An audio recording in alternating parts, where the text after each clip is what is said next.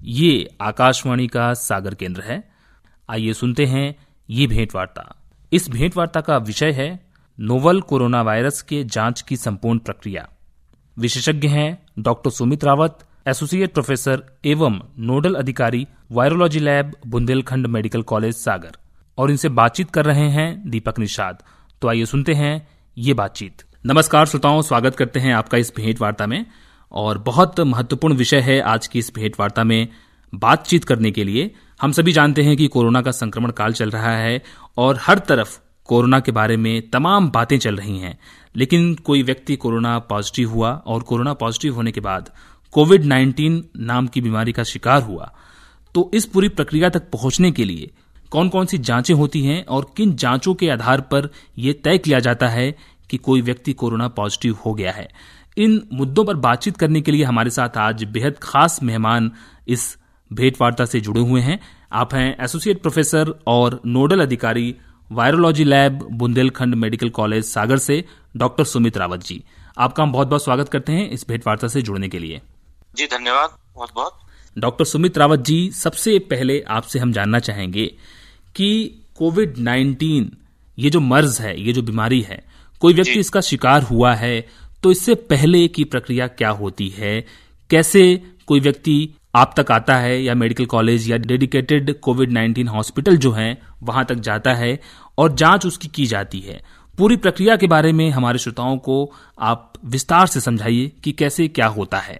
जी जी, देखिए, पहले तो ऐसा है कि अगर कोई भी व्यक्ति संक्रमित व्यक्ति के संपर्क में अगर आ जाता है, संक्रमित व्यक्ति वो होता है जिसमें ये जो वायरस की जो बीमारी है, जिसको अपन SARS-CoV-2 बोलते हैं, इसका जो वायरस है, कोविड-19 बीमारी का जो वायरस है SARS-CoV-2 बोलते हैं इसको।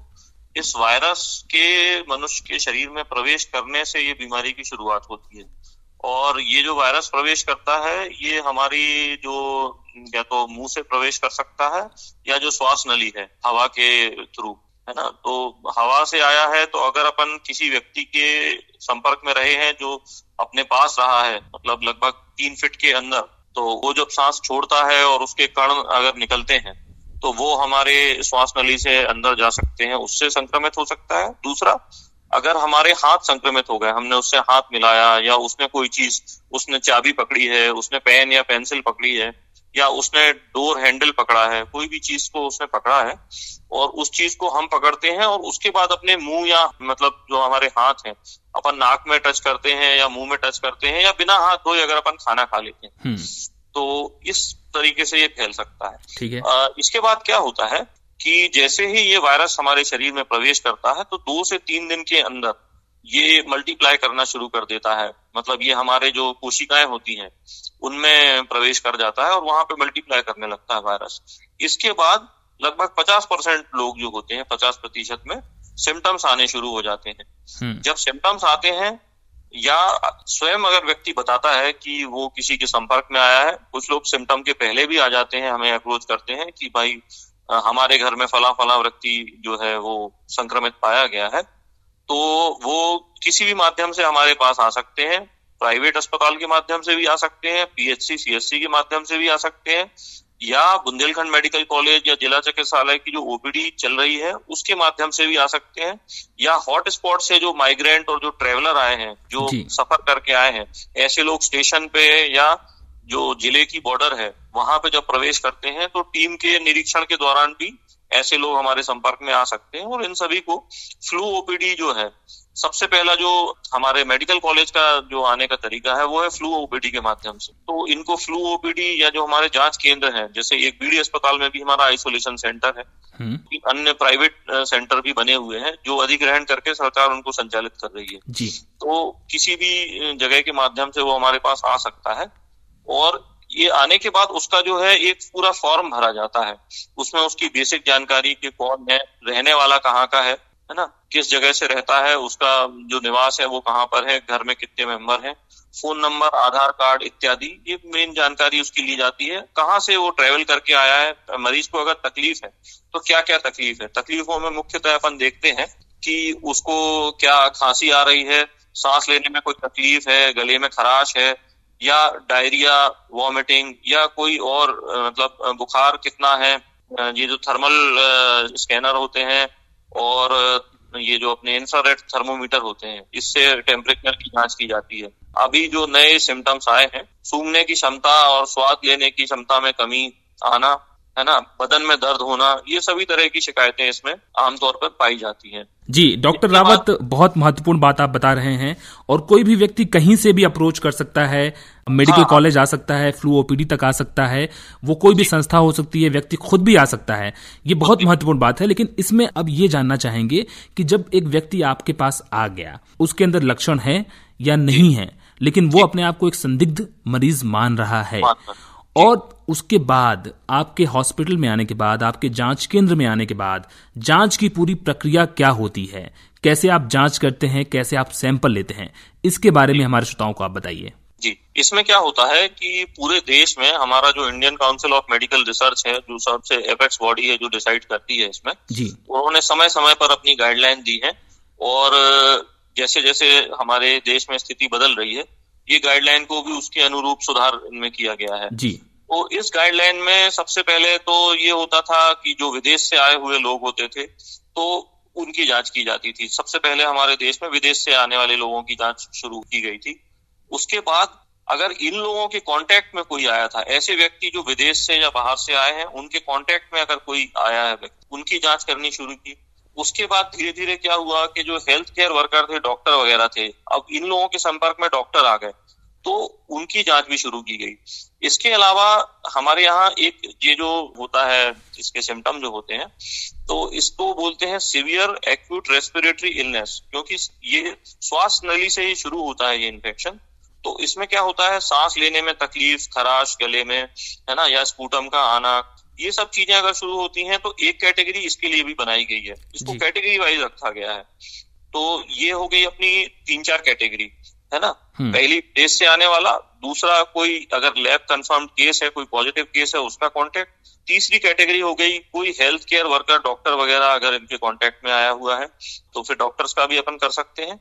चौथी कैटेगरी हो गई सीवियर एक्यूट रेस्पिरेटरी इलनेस, जैसे कि अपन ने बताया कि श्वासन नली की जो सीवियर इलनेस होती है उसको बोलते हैं।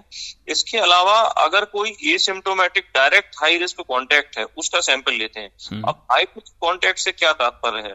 हाई रिस्क कॉन्टैक्ट ये होते हैं जो कि कम से कम आधे घंटे तक इस मरीज के संपर्क में रहे हों, 3 फीट से कम के डिस्टेंस पे।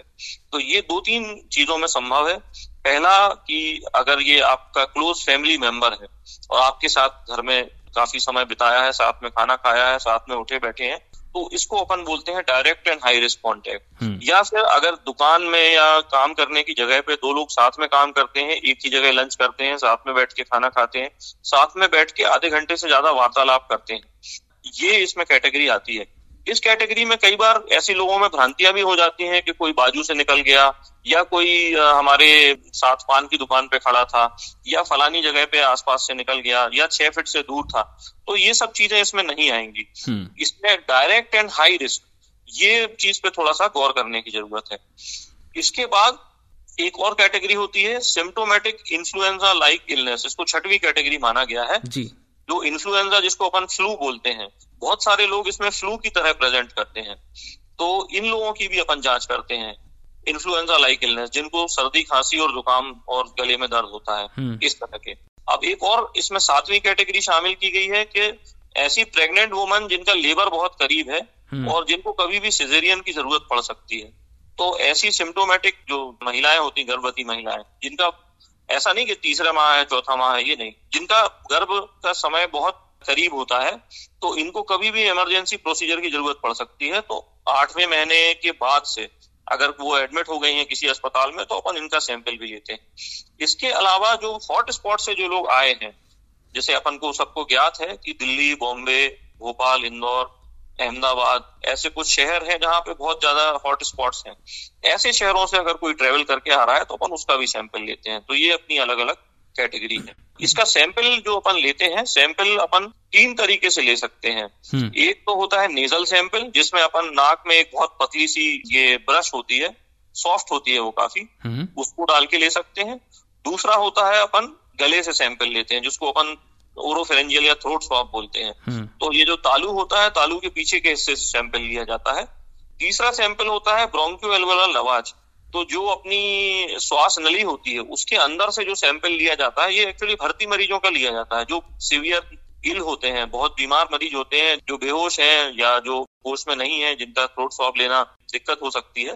तो ऐसे लोगों का अपन जो होता है ब्रोंकियोअल्वोलार लवाज लेते हैं। एक अलग से ऑप्टोस्कोप होता है, उसको ब्रोंकोस्कोप को अपन अंदर डाल के और फिर लंग्स के अंदर से सैंपल लेते हैं। इसकी सेंसिटिविटी बहुत अच्छी होती है। सबसे अच्छी सेंसिटिविटी जो है ब्रोंकियोअल्वोलार लवाज की होती है। जी डॉक्टर रावत, आपने तमाम श्रेणियों की बात की कि कौन कौन से श्रेणी के लोग जो होते हैं उनकी सैंपलिंग आप करते हैं, और सैंपलिंग के कितने प्रकार होते हैं, नाक से, गले से या श्वास नली से किस प्रकार से आप सैंपलिंग करते हैं। तो इसमें एक चीज आपसे ये समझना चाहेंगे, जब आप ये सैंपलिंग करते हैं तो सबसे प्रायः जो प्रचलन में जो सैंपलिंग है वो कौन सा तरीका है जिसको खासकर पूरे भारत में, या अगर हम सागर की ही बात करें तो वहां पे आजमाया जाता है? प्रायः बहुतायत में कौन सी सैंपलिंग की जाती है और क्यों, उसके फायदे क्या हैं?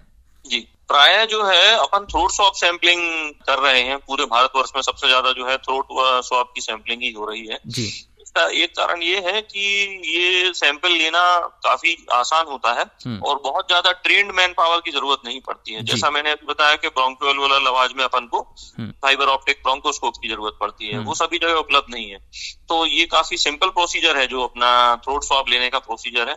इसमें ज्यादा ट्रेन्ड मैन पावर की जरूरत नहीं है। लैब टेक्नीशियन जो ट्रेन्ड हेल्थ केयर वर्कर है, ये डोर टू डोर सर्वे में भी अगर जो सर्वेस चल रहे हैं उनके थ्रू भी इनका सैंपल ले सकते हैं। तो ये काफी आसान प्रोसीजर है और सेंसिटिविटी भी इसकी काफी हद तक रिलायबल है। 60 to 70% सेंसिटिविटी है।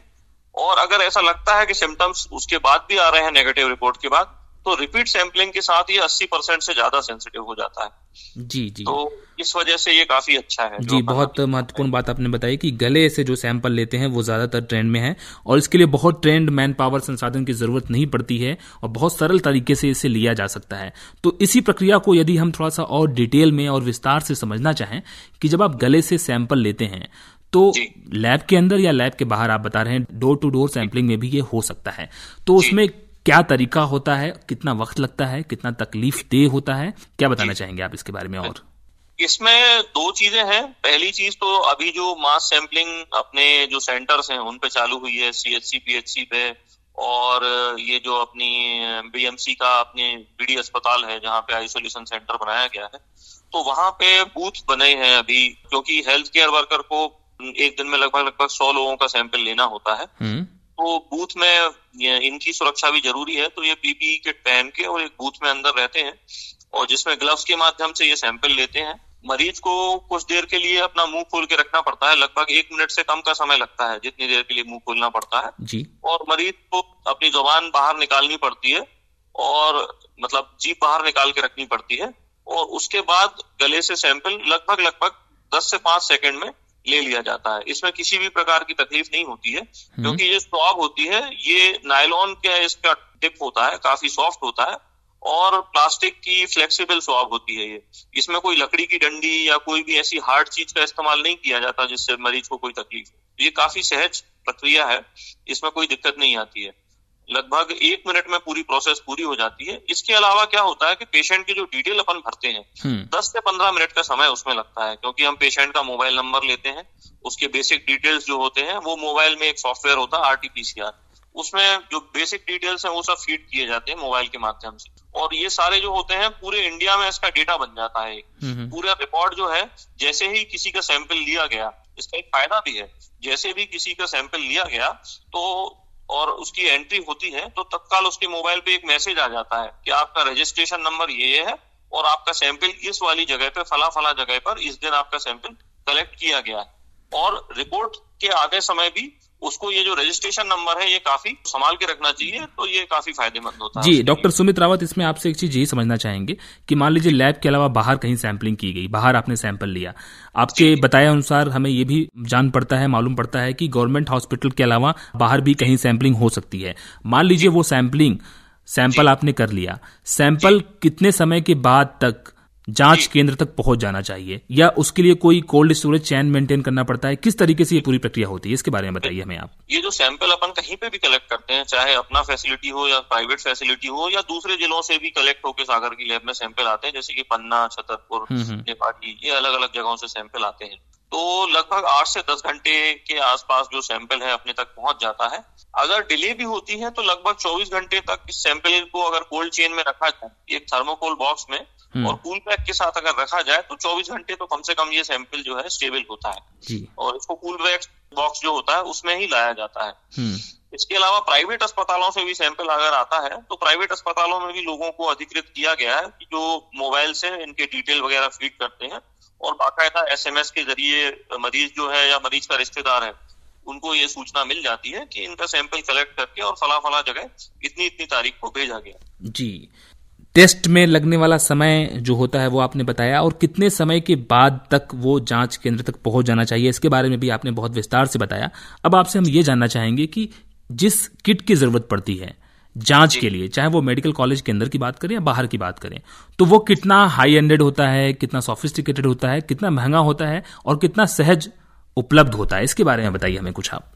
शुरुआत में जब ये जांच शुरू हुई थी तो थोड़ा सा हमारे देश में किट्स वगैरह इतने मात्रा में उपलब्ध नहीं थे जितनी की इसकी जरूरत थी और ये किट्स काफी महंगे होते हैं जिसको केंद्र सरकार द्वारा और राज्य सरकार द्वारा समय समय पे सप्लाई किया जा रहा था। तो ये जो किट्स होते हैं लगभग एक मरीज की जांच में 3 से 4 हजार का किट जो है इस्तेमाल हो जाता है और सैंपल जो अपन कलेक्ट करते हैं थ्रोट स्वैप उसको भी वायरल ट्रांसपोर्ट मीडिया करके एक अलग से केमिकल आता है उसमें रख के लाना होता है ताकि ये खराब ना हो रास्ते में। तो उसकी भी अपनी कुछ 200-400 रुपए की कीमत होती है और ये जब यहाँ पे आता है तो अपन को एक काफी सुरक्षित और काफी कॉम्प्लिकेटेड एक लैब तैयार करनी चाहिए। इसमें अलग अलग कक्ष होते हैं ताकि जिस कक्ष में सैंपल खोला गया वहां से इन्फेक्शन बाहर ना फैले। फिर सैंपल खोलने के बाद जब आरएनए, इसका ये जो आरएनए वायरस है इसका आरएनए निकाला गया उसके लिए एक दूसरा कमरा तैयार किया जाता है, उस कमरे में आरएनए निकाला जाता है। इसके बाद आरएनए निकालने के बाद ये जो PCR टेस्ट होता है जिसको अपन पॉलीमरेज चेन रिएक्शन टेस्ट होता है जो वायरस को डिटेक्ट करता है उसको भी निकालने के लिए एक अलग कमरे का इस्तेमाल किया जाता है। फिर जब PCR टेस्ट किया जाता है तो उसके बाद उसकी रीडिंग ली जाती है एक अलग कमरे में। तो ऐसे अलग अलग एयर कंडीशन अपने को 3 से 4 कमरों की जरूरत पड़ती है। और ये जो सैंपल को अपन खोलते हैं कहीं पे भी टेस्टिंग होती है तो एक बायोसेफ्टी कैबिनेट होता है कि ताकि जो सैंपल खोला गया वो जो लोग खोल रहे हैं या जिस लैब में सैंपल पे जांच कर रहे हैं उनको कोई रिस्क ना रहे। तो इसके लिए जो सैंपल होता है जितनी भी अपनी स्टेट की लैब सभी में बायोसेफ्टी कैबिनेट के अंदर ही ये खोला जाता है। ये कैबिनेट की खासियत होती है कि इस कैबिनेट की हवा जो है अंदर ही अंदर रिसर्कुलेट होती है और कुछ ऐसे इक्विपमेंट लगे होते हैं यूवी रेज वगैरह जो और फिल्टर जो वायरस को अगर इसके अंदर लीक हो रहा है तो उसको नष्ट कर देते हैं ताकि बाहर उस कमरे में जो काम करने वाले लोग हैं उनको कोई खतरा ना रहे। जी, पूरी सुरक्षा एहतियात का पालन किया जाता है और 3-4 अलग अलग कमरों की जरूरत पड़ती है और एयर कंडीशनड सही तरीके से एयर प्योरीफायर का इस्तेमाल किया जाता है ताकि वायरस अगर हवा में भी आ जाता है तो उसको नष्ट किया जा सके। बहुत अच्छी बात है डॉक्टर रावत। इसमें एक चीज ये भी समझना चाहेंगे कि जब इतना लंबा प्रोसीजर होता है तो एक सैंपल की अगर आप जांच करते हैं, जांच के बाद उसका रिपोर्ट आने में, पॉजिटिव या नेगेटिव रिपोर्ट आने में कितना वक्त लगता है? एक सैंपलिंग की जांच में पूरा वक्त कितना लगता है? ये सैंपल जैसे अपने पास आया तो रिसीव होने के बाद से हमारे लगभग प्रतिदिन 3 से 4 शिफ्ट चलते हैं जी। तो शिफ्ट वाइज डिपेंड करता है कि सैंपल कब रिसीव हुआ और जैसे रात में सैंपल देर आया तो अगले दिन सुबह उसकी 8 बजे शिफ्ट चालू हो जाएगी। और क्या होता है कि इसमें अपने लगभग 50 सैंपल जो होते हैं वो एक प्लेट में आते हैं जो PCR अपन लगाते हैं। तो 50-50 सैंपल का बैच एक बार अपन रन करते हैं। सिंगल सैंपल जो है इसमें लगाना संभव नहीं होता है तो 50 सैंपल का अपन बैच लगाते हैं। एक बैच के पूरा रिजल्ट आने में लगभग 6 से 8 घंटे लगते हैं। तो जैसे 50 सैंपल अपने पास रात के इकट्ठे रखे हैं और उनको सुबह अपन ने 8 बजे स्टार्ट किया है तो लगभग 2 बजे के आसपास उनका रिजल्ट आता है। और फीडिंग में जो डाटा अपन फीड करते हैं जिसका पॉजिटिव आया जिसका नेगेटिव आया वो पूरे अपन जिलेवार जब एंट्री करते हैं तो 1 से 2 घंटे का समय इसमें लगता है। तो मान के चले अगर कल का सैंपल है तो शाम के 4 बजे तक जो है वो रिपोर्ट अपने को अगले दिन प्राप्त हो जाती है। और आज का अगर सैंपल है हमको 4 बजे प्राप्त हो गया तो रात की 10 बजे के आसपास इनकी रिपोर्ट जो है 10 से 11 बजे रात को रिलीज हो जाती है। यदि हम सागर के संदर्भ में बात करें, मेडिकल कॉलेज के संदर्भ में बात करें, चूंकि आप लैब के प्रभारी भी हैं, तो एक चीज ये भी एक जिज्ञासा है कि दिन भर में कितनी बार रिपोर्ट जो है आपके पास आती है? जैसे कई बार मेडिकल बुलेटिन जारी की जाती है, हालांकि वो कंसोलिडेटेड होता है, दिन भर का होता है, लेकिन कितनी बार आपके पास अलग अलग समय पर रिपोर्ट्स आ जाते हैं? अपने पास एक तो लगभग 2 बजे जारी होती है रिपोर्ट। दूसरा जो अपना शिफ्ट होती है उसकी रिपोर्ट रात के लगभग 10 बजे जारी होती है, और तीसरी शिफ्ट है वो लगभग रात के 1 बजे के आसपास जारी होती है। ऐसे 3 शिफ्ट थोड़ा सा ओवरलैपिंग के साथ चलती हैं, तो 1 से 2 बजे तक भी अपने को रिपोर्ट जारी होती है। लेकिन जो 2 बजे रिपोर्ट जारी होती है, डाटा फीडिंग होते होते लगभग मरीज को जो सूचना है या अस्पताल को, उसको लगने में 1-2 घंटे और लग जाते हैं। या अपन ने मेल कर दी तो कई बार ये होता है कि वो जो मेल आदमी रिसीव करता है वो उसको 1-2 घंटे रिसीव करने में और लग जाते हैं। डॉक्टर रावत, एक चीज आपसे और समझना चाहेंगे कि जब व्यक्ति कोरोना पॉजिटिव हो गया, पॉजिटिव होने के बाद वो कोविड हॉस्पिटल में एडमिट है, उसकी पूरी जांच चल रही है, इलाज चल रही है, पूरा ध्यान रखा जा रहा है उसका, कितने दिन के बाद एडमिट होने के फर्स्ट डे से, प्रथम दिन से कितने दिन बाद उसका टेस्ट फिर से लिया जाता है? जी, एक बार कोई भी व्यक्ति की जैसे सैंपलिंग हुई है, मान लीजिए एक व्यक्ति की सैंपलिंग 10 तारीख को हुई और उसकी रिपोर्ट 11 तारीख को अपने को प्राप्त होती है, तो 11 तारीख को जैसे ही रिपोर्ट प्राप्त होगी, अगर वो आइसोलेशन सेंटर में है तो उनको डेडिकेटेड कोविड हॉस्पिटल में अगर सिम्टम वगैरह है तो वहां शिफ्ट किया जाएगा। और पहली जो सैंपलिंग है 10 तारीख को अगर हुई है तो पहली सैंपलिंग से अपन 10 दिन गिनते हुए उसकी सेकंड सैंपलिंग 10 दिन बाद कराते हैं जी। और सेकंड सैंपलिंग में अगर वो पॉजिटिव आता है व्यक्ति, तो सेकंड सैंपलिंग से अगले 24 घंटे में अपन एक और सैंपलिंग करेंगे। ये तब तक करते रहेंगे कि जब तक कोई भी अगला रिजल्ट नेगेटिव ना आ जाए जी। हाँ, अगर सिम्टम्स पेशेंट के चले गए हैं तो इस केस में क्या होता है कि जैसे बीमारी जो शुरू होती है, बीमारी शुरू होने के तीसरे या चौथे दिन से टेस्ट पॉजिटिव आता है, तो अगर अपन ये मान लें कि तीसरे दिन पे अपन ने सैंपल लिया है और इससे 10 दिन अपन गिन लें पहली रिपोर्ट से, 10 तारीख को अगर अपने पास सैंपल आया है तो मान के चलते हैं कि 7 या 6 तारीख से पेशेंट इन्फेक्टेड था जी, 3-4 दिन पहले से। तो अगर अपन सैंपलिंग से 10 दिन गिनेंगे जो कि 20 तारीख आता है मान लीजिए व्यक्ति, तो 20 तारीख को अगर अपन उसको डिस्चार्ज करते हैं, अगर उसको कोई सिम्टम नहीं है तो उसको ऑलरेडी 14 दिन हो चुके हैं इन्फेक्शन की, और 14 दिन बाद जो वायरल लोड होता है वो लगभग नेग्लिजिबल हो जाता है जी। इसको अपन सीटी वैल्यू के हिसाब से गिनते हैं। सीटी वैल्यू जैसे चौथे और 5वें दिन 20 के आसपास रहती है। उसके बाद क्या होता है, सीटी वैल्यू का बढ़ना का मतलब होता है वायरस का कम होना। जैसे जैसे वायरस कम हो जाते हैं वैसे वैसे सीटी वैल्यू बढ़ती जाती है। तो सीटी वैल्यू जो है ये 14वें और 15वें दिन 40 से ऊपर निकल जाती है, और 40 के ऊपर जब निकल जाती है इसका मतलब टेस्ट नेगेटिव आने लगता है। तो अपन प्रैक्टिकली ये मान सकते हैं कि 14 दिन जब टोटल इन्फेक्शन के हो गए हैं या 10 दिन टेस्ट को हो गए हैं, उस समय तक व्यक्ति जो है नॉन इन्फेक्टिव हो जाता है, मतलब वो संक्रमण को नहीं फैला पाता है। यानी कि सीटी वैल्यू जैसे जैसे बढ़ता है वायरल लोड वैसे वैसे कम होता है। यानी कि वायरल लोड कम होने का मतलब ये हुआ कि आपके अंदर वायरस की उतनी मात्रा नहीं है कि आप दूसरे को संक्रमित कर सकें। बिल्कुल। डॉक्टर रावत जी, एक चीज ये है, इसमें बीच में जो बातें हुई हैं उसमें एक चीज और समझना चाहेंगे कि क्या कोई व्यक्ति लगातार उसके 2 रिपोर्ट्स अगर निगेटिव आ गए, पॉजिटिव होने के बाद 2 रिपोर्ट्स लगातार आपने 24 घंटे के भीतर किया, निगेटिव 2 रिपोर्ट लगातार आ गए, उसके बाद उसको रिलीव कर देते हैं आप? उसके बाद उसकी अपन डिस्चार्ज कर देते हैं। अच्छा, क्या कभी कुछ पूरे भारत में कोई ऐसा भी केस आया है, या सागर की बात करें या दुनिया भर में, आप लोग चूंकि स्टडीज भी करते रहते हैं, रिसर्च भी करते रहते हैं, कि व्यक्ति के अंदर रिपोर्ट्स तो निगेटिव नहीं आया, अभी वो पॉजिटिव ही आया है वो, लेकिन उसके लक्षण समाप्त हो चुके हैं, बिल्कुल स्वस्थ हो चुका है, तो भी आपने उसको रिलीव कर दिया, ऐसा हुआ है? जी हाँ, इसमें भी अपने जो गाइडलाइन है उसमें ये आया है कि 10वें दिन अपन उसको रिलीज कर सकते हैं, भले ही उसका टेस्ट पॉजिटिव क्यों ना आ रहा हो, क्योंकि टेस्ट जो होता है इसमें अपन एंटीजन डिटेक्ट करते हैं, और एंटीजन जो रहता है वो टूटे फूटे वायरस भी होते हैं कई बार। क्या है कि इन्फेक्शन को आगे बढ़ाने के लिए या एक व्यक्ति से दूसरे व्यक्ति तक पहुंचाने के लिए जिंदा वायरस का होना जरूरी जी। लेकिन क्या होता है कि जो 12वें और 14वें दिन है, जो अपन पेशेंट को जब डिस्चार्ज करते हैं, उस समय पे आमतौर पे अगर वायरस मौजूद भी है शरीर में, तो वो वायरस जो होते हैं वो किल्ड वायरसेस होते हैं, वो ऐसे वायरस हैं या वायरस के टुकड़े हैं जो एक्चुअली दूसरे को इन्फेक्शन पहुंचाने के लायक नहीं है जी, और खुद के शरीर में भी वो मल्टीप्लाई नहीं हो पाएंगे। हाँ, अपने खुद के शरीर में भी वो मल्टीप्लाई नहीं हो पाएंगे। जी जी जी जी। बहुत महत्वपूर्ण बातें आपके माध्यम से हमारे श्रोताओं तक पहुंच रही हैं डॉक्टर रावत।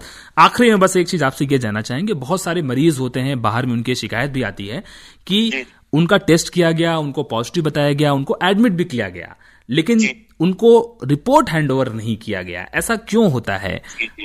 ये बताइए हमें। ये एक्चुअली जैसे कुछ बीमारियां होती हैं जो कि अति संवेदनशील जानकारी में आती हैं, तो ऐसे ये जो कोरोना जो बीमारी है ये भी पेंडेमिक में लिस्टेड है, ये वैश्विक महामारी की तरह लिस्टेड है और इसके साथ बहुत सारी कॉन्फिडेंशियलिटी जो है वो इसके साथ आती है या जिसको गोपनीयता अपन बोलते हैं। तो आमतौर पे क्या होता है कि एक मरीज की जो रिश्तेदार होते हैं 4 से 5 रिश्तेदार आ जाते हैं उसकी रिपोर्ट लेने के लिए। अब इस स्थिति में काफी डिफिकल्ट हो जाता है सरकार के लिए या अपने लिए भी कि अपन उसकी गोपनीयता को किस तरह बचाए रखें। तो इसलिए क्या होता है कि जो मेडिकल रिकॉर्ड्स होते हैं ये रिपोर्ट्स जो होती हैं केवल मेडिकल रिकॉर्ड्स के लिए ही होती हैं और इसको मेडिकल रिकॉर्ड्स में ही रखा जाता है और इसका जो ट्रीटमेंट है वो बहुत ही एक स्ट्रीमलाइन के तहत होता है, उसकी एक पूरी प्रक्रिया बनाई गई है और इसके लिए अलग से कोविड अस्पताल बनाए गए हैं। फिलहाल की जो प्रक्रिया है इसमें मरीज का अक्सर ये सोचना होता है कि जैसे वो हार्ट के पेशेंट के लिए करते हैं या किडनी के पेशेंट के लिए करते हैं, आमतौर पे जिस तरह के लोगों का चलन है कि आदमी एक जगह से रिपोर्ट करा के और 4 अलग जगह डॉक्टरों को दिखाना चाहता है, चाहे वो फैशन बन गया हो, जो भी बन गया हो। लेकिन इस तरह का जो मरीज का व्यवहार है वो आम जनता के लिए बहुत घातक सिद्ध हो सकता है कि सपोज अपन मान लें कि किसी की रिपोर्ट पॉजिटिव आई है और अगर अपन उसको ये अलाउ करते हैं कि मरीज जो है 4 जगह जाके दिखा सके तो मरीज का अपना तो जो ध्येय है वो तो सिद्ध हो जाएगा, लेकिन 4 जगह दिखा के हो सकता है कि वो रास्ते में 16 या 18 लोगों को इन्फेक्ट कर दे। तो किसी एक व्यक्ति के इलाज के लिए अपन इस तरह का रिस्क अपन नहीं उठा सकते कि वो 16 जगह मतलब दूसरे लोगों को इन्फेक्शन जो है वो फैला दे। जी बहुत महत्वपूर्ण बात है ये। अनेक लोगों की जान खतरे में आ सकती है। तो इस वजह से इसमें कॉन्फिडेंशियलिटी रखी गई है और एक स्ट्रीमलाइन रखी गई है कि जो रिपोर्ट जिस जगह से हुई है ये उसी व्यक्ति के लिए रिपोर्ट है। मतलब जैसे एक डॉक्टर है बीएमसी के जो इंचार्ज हैं, उन्होंने ये जांच कराई है तो इसकी रिपोर्ट भी उनको ही दी जाएगी या जिस सेंटर से ये रिपोर्ट आई है वो सेंटर को ही रिपोर्ट प्रदान की जाएगी। ये डायरेक्ट किसी अन्य माध्यम से या पेपर के माध्यम से या किसी भी इलेक्ट्रॉनिक माध्यम से यहाँ वहाँ इसको जो फैलाना है उसको निषेध भी किया गया है। जी ये बात समझना बहुत जरूरी है कि ये घातक हो सकता है अगर रिपोर्ट को आप कई जगह लेकर के जांच के लिए जाते हैं, दिखाने के लिए जाते हैं, परामर्श के लिए जाते हैं, इसलिए इसकी गोपनीयता बरकरार रखना बहुत जरूरी है और पूरा प्रोटोकॉल है, प्रोटोकॉल के तहत किया जा रहा है। ऐसा नहीं है कि कोई मनमानी तरीके से कर रहा है, आईसीएमआर का पूरा प्रोटोकॉल है, उसका पालन किया जा रहा है। इसमें एक चीज जो मैं और जानना चाहूंगा आपसे कि क्या कोई इंटीग्रेटेड इसमें कोई सिस्टम है जिसमें आप किसी पोर्टल पर पूरे रिपोर्ट को अपलोड करते हैं और कहीं से भी किसी भी कोविड हॉस्पिटल से उसकी जानकारी एक्सेस की जा सकती है, ली जा सकती है?